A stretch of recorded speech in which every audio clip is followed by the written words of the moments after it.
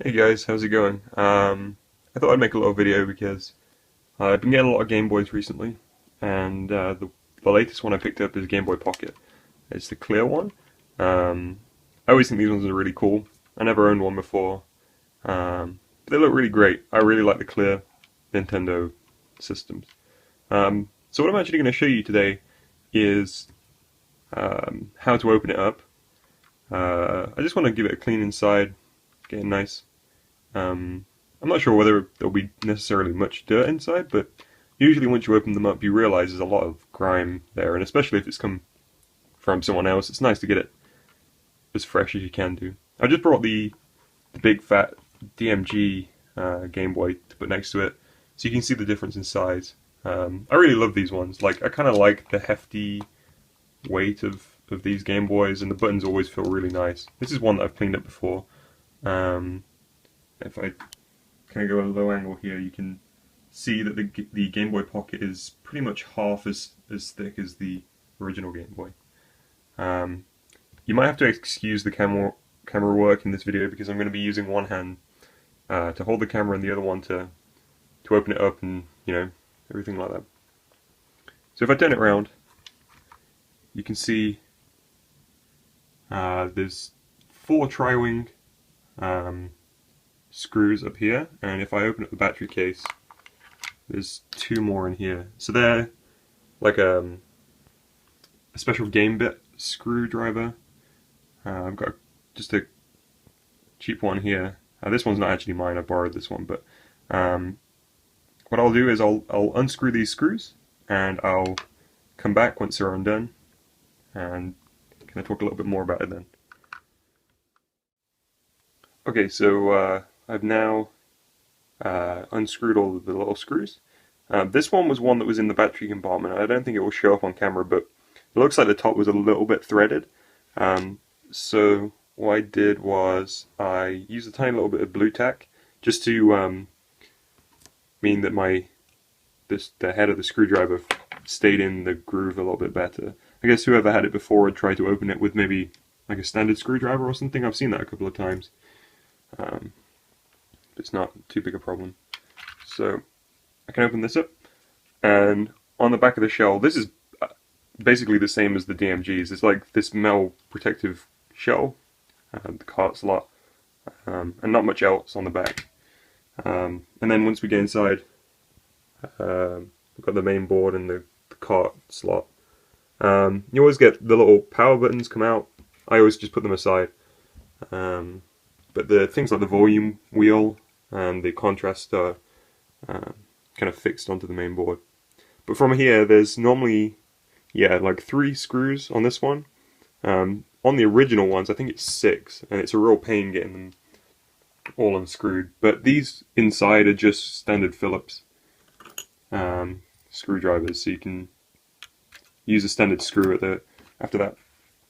Once you have unscrewed them, you want to use this little thing here which connects the ribbon cable to the main board. You want to use the little tabs on the side, just pull them up, and then once you unscrew this, it means that the main board will disconnect from the screen without damaging the ribbon cable, which conveniently you can see through the case of the clear Game Boys. So again, I'm going to unscrew these 3 screws here, and I'll come back. Okay, so I've now separated the front casing and the display from the main board.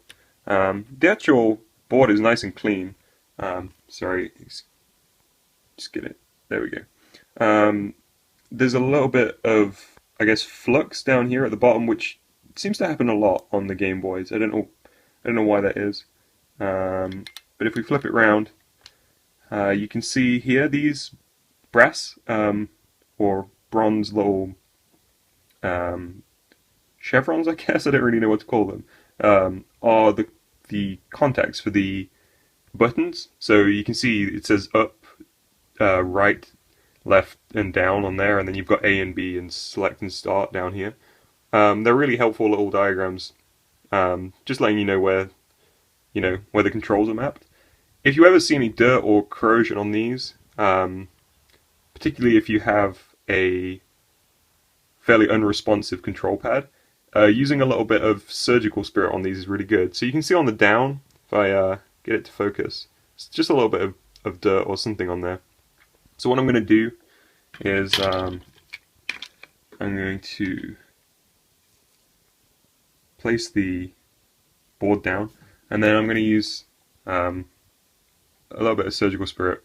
I guess any of like the high concentration rubbing alcohols will work, but this is real good because it doesn't leave any residue and it's not going to be too harsh on the board. So one thing I did notice, which is really cool, is that the Gameboy Light has a little diode thing here, which it doesn't look like that on the original Game Boy boards.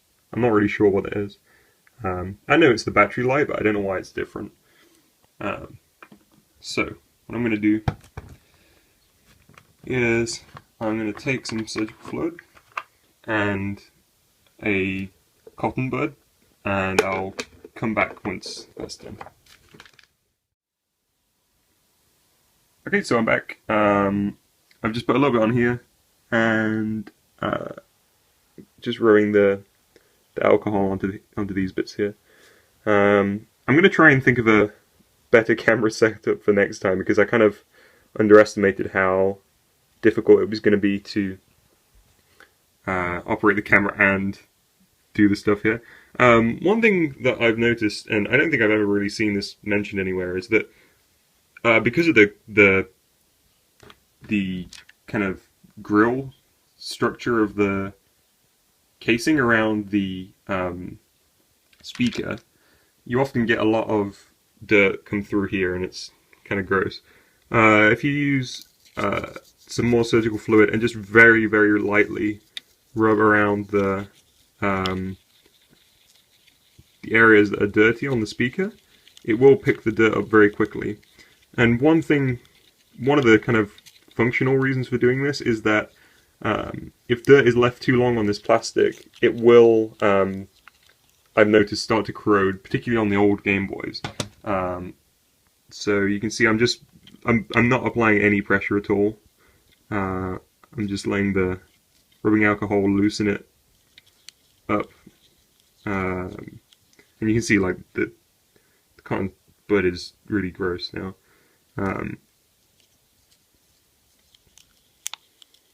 It's looking okay. I'll probably do a better job when I'm not holding the camera.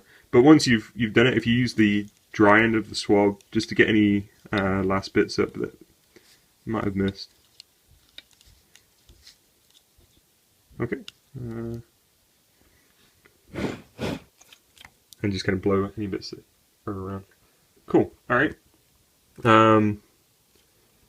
Now, one thing that's really different to the other Game Boys is the display on the Game Boy Light, on the Game Boy Pocket even.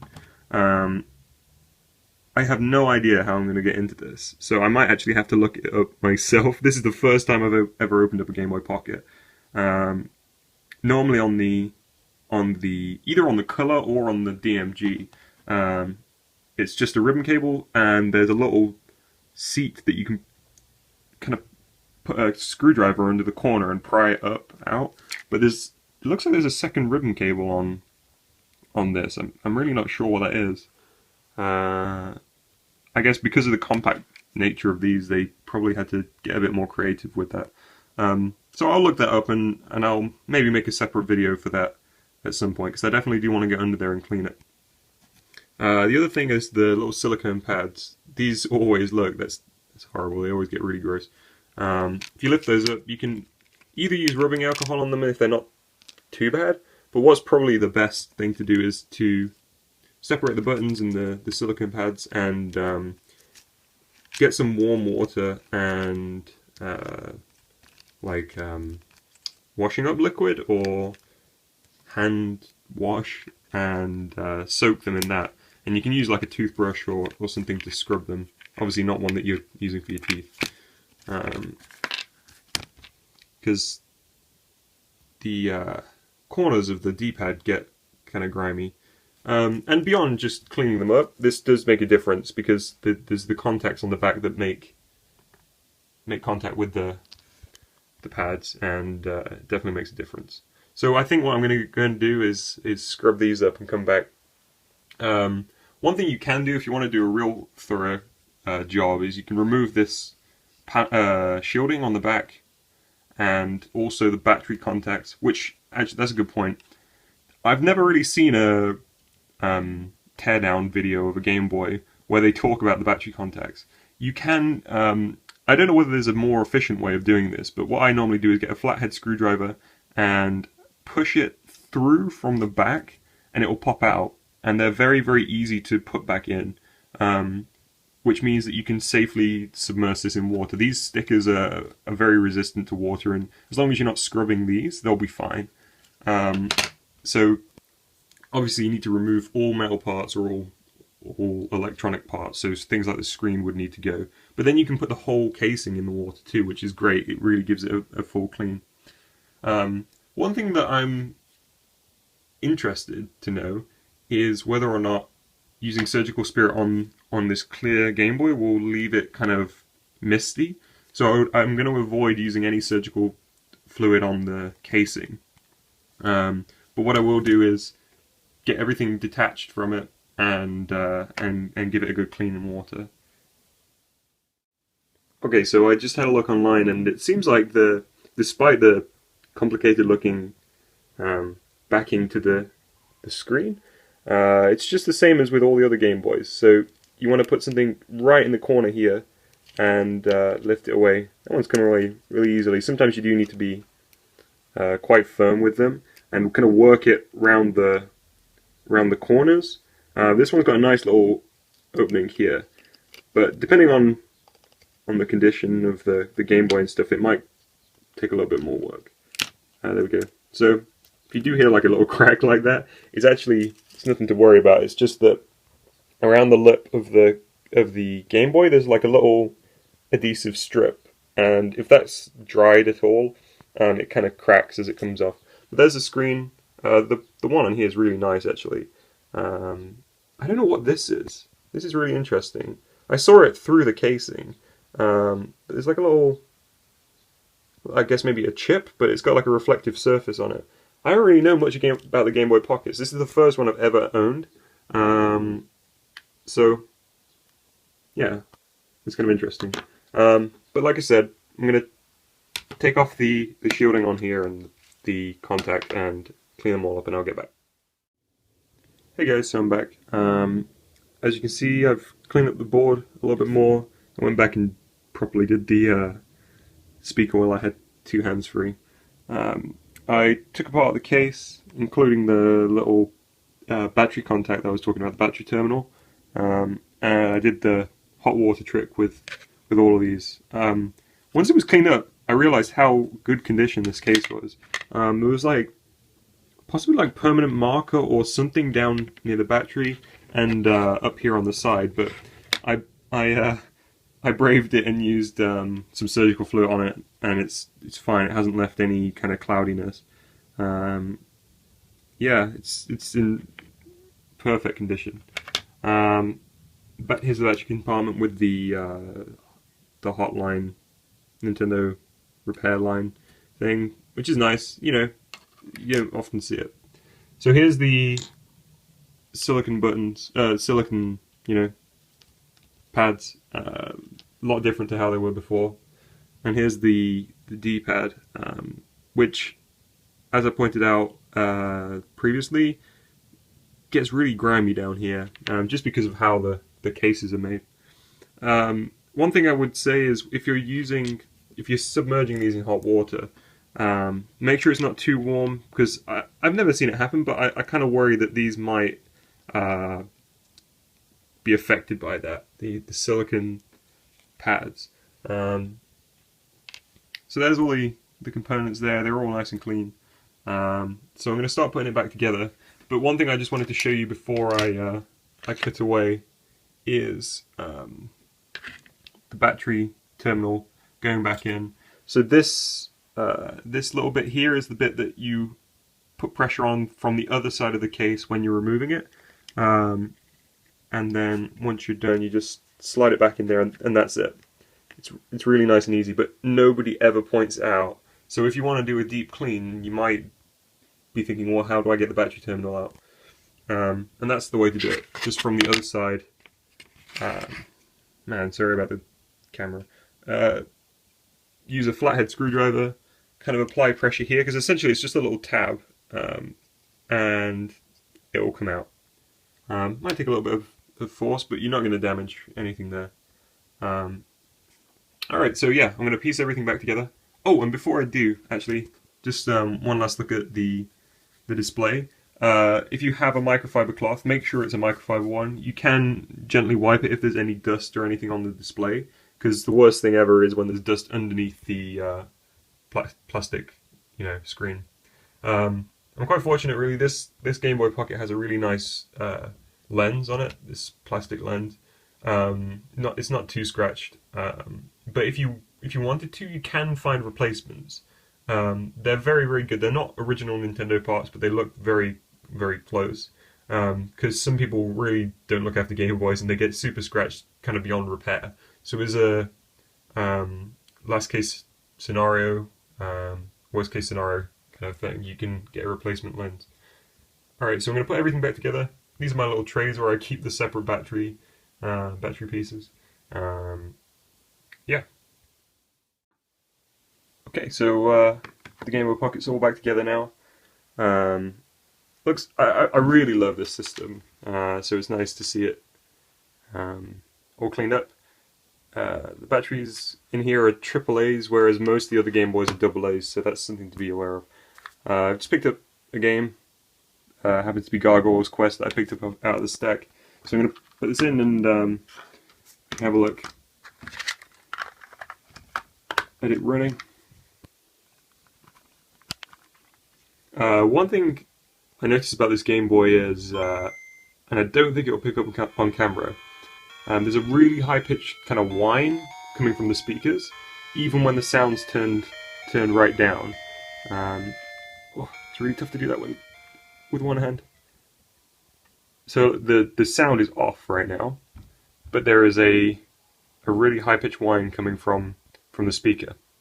I'm pretty certain that it's going to be either like a connection issue, one of these cables down here, or it might be a capacitor thing, which, as people who have collected either Game Boys or more often than not Game Gears, have come across this problem.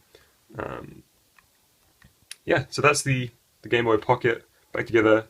I can't wait to play around with this because it's just a really, really cool little thing. Hey guys, one last thing I actually wanted to show everyone that I completely forgot to mention in the main video is if you compare the Game Boy Pocket screen to the original Game Boy screen, it's noticeably less green, I guess. This one's still got a little bit of a tint to it, but it's closer to white than to green. So what I've done is I've put a copy of Game Boy Gallery in each of these systems, and if I turn them on, again, it's sort of difficult to do. Oh wow, I need to turn the contrast.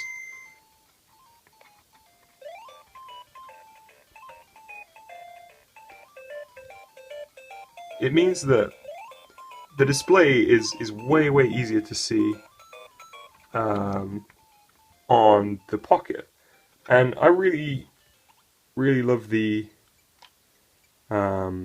original Game Boy, but the screen is notoriously bad. And the Game Boy Pocket is really good. It's really nice. I recently managed to pick up a couple of Game Boy Lights from Japan, and they're basically the same display as the Game Boy Pocket, but with a backlight on, which is really exciting. I can't wait to get those up and running, because it seems like it will be the best of both worlds, really. Cool. Hope you've enjoyed, guys.